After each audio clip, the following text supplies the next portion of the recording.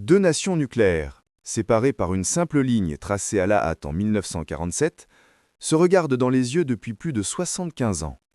Entre elles, pas seulement une frontière, non. Entre elles, il y a 4 guerres sanglantes, des millions de morts et une région montagneuse dont tout le monde veut à morceaux, le Cachemire. Aujourd'hui, on va répondre à une question qui hante l'Asie du Sud depuis des décennies. Le Pakistan peut-il vraiment battre l'Inde dans une guerre? Et attention, ce n'est pas une question théorique. En février 1919, les deux pays se sont affrontés dans les airs après une attaque terroriste. Des avions de chasse ont été abattus. Le monde entier a retenu son souffle. Pourquoi? Parce que ces deux pays possèdent chacun plus de 170 armes nucléaires. Une seule erreur de calcul et c'est toute la région qui s'embrase. Alors accrochez-vous. Dans les minutes qui viennent, on va plonger dans l'histoire de cette rivalité, décortiquer les chiffres militaires, analyser les économies et surtout comprendre pourquoi cette question n'est pas aussi simple qu'elle en a l'air. Restez jusqu'au bout, parce que la conclusion va vous surprendre. Pour comprendre cette rivalité, il faut remonter à 1947. Cette année-là, l'Empire britannique décide de quitter l'Inde après 200 ans de colonisation. Mais au lieu de partir proprement, les Britanniques divisent le territoire en deux nations basées sur la religion. D'un côté, l'Inde, un État laïque, mais à majorité hindoue. De l'autre, le Pakistan, un État créé spécifiquement pour les musulmans. Le problème, la ligne de démarcation, la fameuse ligne Radcliffe, a été tracée en seulement 5 semaines par un avocat britannique qui n'avait jamais mis les pieds en Inde. Résultat, un désastre humanitaire absolu. Entre 10 et 20 millions de personnes sont déplacées. Hindous, musulmans, sikhs, fuient de part et d'autre de la frontière. Les trains arrivent remplis de cadavres, les massacres se multiplient. On estime qu'entre 200 000 et 2 millions de personnes meurent dans les violences communautaires. Et au milieu de ce chaos, il y a le Cachemire. Cette région himalayenne magnifique et stratégique se retrouve coincée entre les deux nouveaux pays. Sa population est majoritairement musulmane, mais son dirigeant, le Maharaja Hari Singh, est hindou. Alors qui choisit-il? L'Inde. Le Pakistan ne l'accepte pas. Dès octobre 1947, des tribus pashtunes soutenues par l'armée pakistanaise envahissent le Cachemire. L'Inde envoie ses troupes pour défendre le territoire. C'est la première guerre indo-pakistanaise. Le conflit dure plus d'1 an. Des milliers de soldats meurent dans les montagnes glacées. Finalement, en janvier 1949, un cessez-le-feu est signé sous l'égide de l'ONU. Le Cachemire est divisé en deux. Une partie contrôlée par l'Inde, l'autre par le Pakistan. Cette ligne de démarcation, appelée ligne de contrôle, existe encore aujourd'hui. Mais ce n'était que le début. Avançons rapidement jusqu'en 1965. Le Pakistan, sous la direction du président Ayoub Khan, lance l'opération Gibraltar. Le plan? Infiltrer des combattants déguisés en Cachemiri pour déclencher une insurrection contre l'Inde. L'idée, c'est que la population locale va se soulever et demander leur attachement au Pakistan. Sauf que ça ne se passe pas comme prévu. Les habitants du Cachemire trahissent les infiltrés pakistanais. L'Inde découvre le plan et contre-attaque massivement. Les chars indiens traversent la frontière et foncent vers Lahore, la deuxième plus grande ville du Pakistan. Lahore est à seulement 30 km de la frontière. En quelques jours, l'Inde menace de couper le Pakistan en deux. Le Pakistan panique. L'armée pakistanaise résiste tant bien que mal, mais elle est en infériorité numérique. Après 17 jours de guerre intense, un cessez-le-feu est signé à Tachkent, en Ouzbékistan, sous médiation soviétique. Résultat, encore un match nul. Les deux pays retournent à leurs frontières d'origine. Mais le Pakistan a perdu plus de chars, plus d'avions et surtout plus de crédibilité militaire. Puis vient 1971, et cette fois, c'est différent. Cette fois, l'Inde gagne, de façon écrasante. Pourquoi? À cause du Pakistan oriental. Vous voyez, en 1947, le Pakistan a été créé en deux parties. Le Pakistan occidental, actuel Pakistan, et le Pakistan oriental, actuel Bangladesh, séparés par 1600 km de territoire indien. Les deux parties parlent des langues différentes, ont des cultures différentes, mais sont liées par la religion musulmane. En 1970, le Pakistan oriental organise des élections. La Ligue Awami, un parti bengalais, remporte la majorité écrasante. Mais le gouvernement militaire du Pakistan occidental refuse de céder le pouvoir. Les tensions montent. En mars 1971, l'armée pakistanaise lance l'opération Searchlight, une répression brutale contre les Bengalais. Des centaines de milliers de personnes sont tuées. Des millions fuient vers l'Inde. L'Inde ne peut pas ignorer ce qui se passe. 10 millions de réfugiés traversent la frontière. C'est une catastrophe humanitaire et économique. En décembre 1971, l'Inde intervient militairement. La guerre dure 13 jours. Oui, seulement 13 jours. L'armée indienne avance sur 2 fronts. À l'est, vers Dhaka, capitale du Pakistan oriental, et à l'ouest, vers le Punjab pakistanais. Le Pakistan est débordé. Le 16 décembre 1971, le général pakistanais Niazi signe la reddition à Dhaka. 93 000 soldats pakistanais deviennent prisonniers de guerre, la plus grande reddition militaire depuis la Seconde Guerre mondiale. Le Pakistan oriental devient le Bangladesh. Le Pakistan perd la moitié de sa population et plus d'un quart de son territoire. C'est une humiliation totale. Mais l'histoire ne s'arrête pas là. En 1999, on assiste au conflit de Kargil. Cette fois, ce n'est pas une guerre totale, mais un conflit limité dans les montagnes du Cachemire. Des soldats pakistanais, déguisés en combattants moudjahidines, infiltrent les hauteurs de Kargil, en territoire indien. Leur objectif ? Couper la route stratégique qui relie le Ladakh au reste de l'Inde. Quand l'Inde découvre l'infiltration, elle mobilise son armée et son aviation. Des combats féroces éclatent à plus de 5000 mètres d'altitude. Les avions de chasse indiens bombardent les positions pakistanaises, les pertes humaines sont lourdes des deux côtés.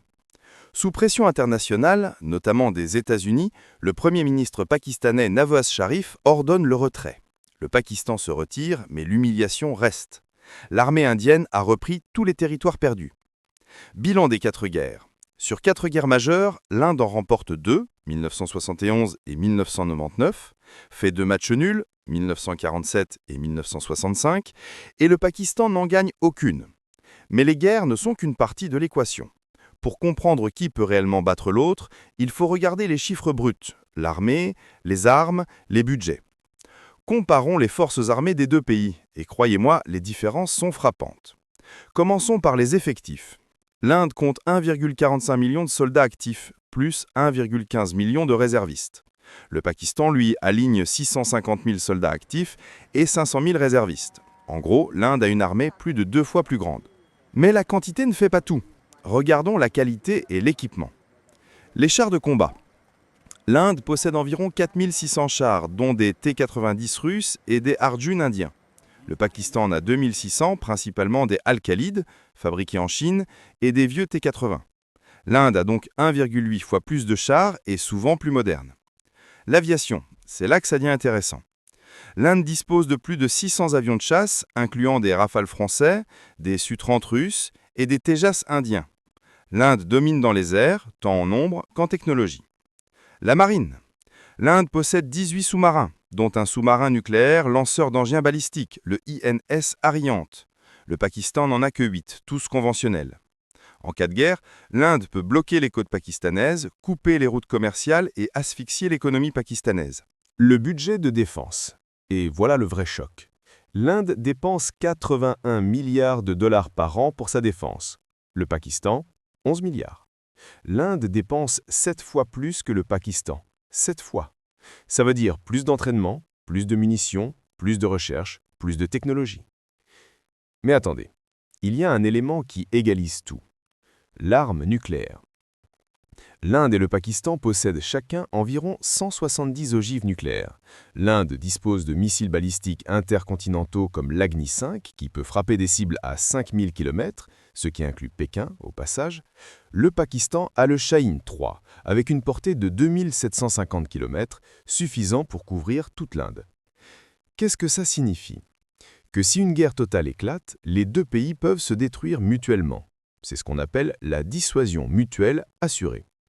En termes simples, personne ne gagne une guerre nucléaire. Tout le monde perd. Donc, sur le plan conventionnel, l'Inde domine largement. Mais sur le plan nucléaire, c'est l'égalité de la terreur. On l'oublie souvent, mais une guerre moderne, ça coûte cher. Très cher. Et pour tenir dans une guerre longue, il faut de l'argent, des ressources et une économie stable. Comparons les économies des 2 pays. Le PIB. L'Inde possède une économie de 4,1 trillions de dollars, ce qui en fait la 5e économie mondiale. Le Pakistan, 340 milliards de dollars. L'Inde est 12 fois plus riche que le Pakistan. 12 fois. La croissance, l'Inde croît à un rythme de 6,8% par an, le Pakistan peine à atteindre 1,9%. L'Inde attire les investissements étrangers, développe ses industries technologiques, ses infrastructures. Le Pakistan, lui, est constamment en crise économique. Les réserves de change. L'Inde détient 700 milliards de dollars de réserves, le Pakistan, 14 milliards. Ça veut dire qu'en cas de guerre, l'Inde peut tenir pendant des années. Le Pakistan s'effondre en quelques mois. Parlons aussi de la dépendance extérieure. Le Pakistan dépend massivement du Fonds monétaire international, FMI, pour éviter la faillite. Depuis 1988, le Pakistan a sollicité le FMI 23 fois. 23 fois. À chaque fois, le FMI impose des conditions strictes, réduction des dépenses, augmentation des taxes, dévaluation de la monnaie. Résultat, une population appauvrie et une économie fragile. L'Inde, elle, est membre du G20, partenaire stratégique des États-Unis et acteur majeur dans les forums internationaux. Son économie est diversifiée, technologie, pharmaceutique, agriculture, services. Le Pakistan, lui, dépend principalement du textile et de l'agriculture. Verdict économique ? Si une guerre éclate, l'Inde peut la financer pendant 10 ans. Le Pakistan s'écroule en 6 mois. Dans une guerre moderne, les alliances comptent énormément. Regardons qui soutient l'Inde et qui soutient le Pakistan. L'Inde et les États-Unis. Depuis les années 2000, les relations indo-américaines se sont considérablement renforcées. L'Inde est membre du Quad, avec les États-Unis, le Japon et l'Australie, une alliance stratégique pour contrer la Chine. Les États-Unis vendent des armes à l'Inde, partagent des renseignements et organisent des exercices militaires conjoints. Pourquoi ? Parce que l'Inde est un contrepoids à la Chine en Asie. L'Inde et la Russie. Historiquement, la Russie, et avant elle l'URSS, est le principal fournisseur d'armes de l'Inde. 60% de l'arsenal indien provient de Russie. Chars T-90, avions Sus-30, sous-marins, missiles. La relation est ancienne, profonde et stratégique. L'Inde et la France. La France est devenue un partenaire militaire clé.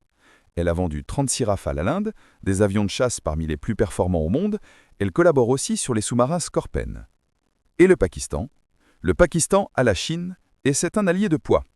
La Chine a investi 60 milliards de dollars dans le corridor économique Chine-Pakistan, un projet massif d'infrastructures reliant la Chine à la mer d'Arabie via le Pakistan. La Chine fournit au Pakistan des armes, des avions JF-17, des sous-marins et un soutien diplomatique. En cas de guerre, pourrait-elle intervenir ? Difficile à dire. Il n'y a pas d'alliance de défense formelle, mais l'influence chinoise est indéniable. Le Pakistan a aussi été un allié historique des États-Unis, surtout pendant la guerre froide et la guerre en Afghanistan. Mais les relations se sont refroidies. Les États-Unis reprochent au Pakistan de soutenir des groupes terroristes comme les talibans.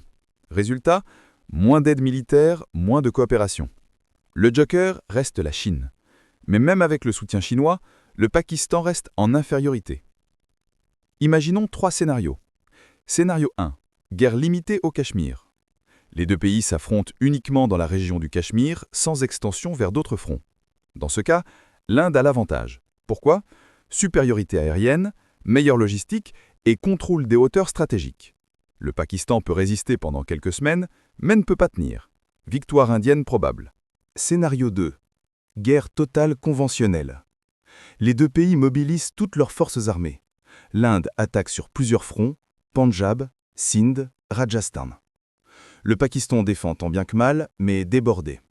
L'Inde bloque les côtes, coupe les approvisionnements, bombarde les infrastructures. Après 3 à 6 mois, le Pakistan est au bord de l'effondrement économique. Mais avant la défaite totale, le Pakistan pourrait utiliser l'arme nucléaire tactique. Et là, tout change. Scénario 3. Guerre nucléaire.